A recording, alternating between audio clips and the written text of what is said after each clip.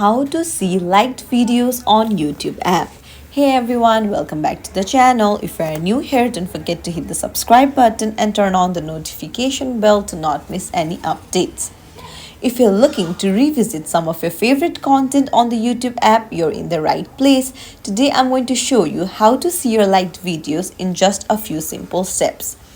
First, open up the YouTube app on your device, and then on the bottom right corner you'll find your profile icon. Tap on it and then tap on the gear icon on the top right to access your account settings. Then tap on manage all history. This will take you to a new page where you can manage your interactions. Look for the interactions tab and click on it. Here you will see an option for video likes and dislikes. Just tap on it and you'll be able to see all of the videos that you have liked and the dates as well. It's really simple. If you found this tutorial helpful, don't forget to like and subscribe to our channel for more tips and tricks. Thank you for watching.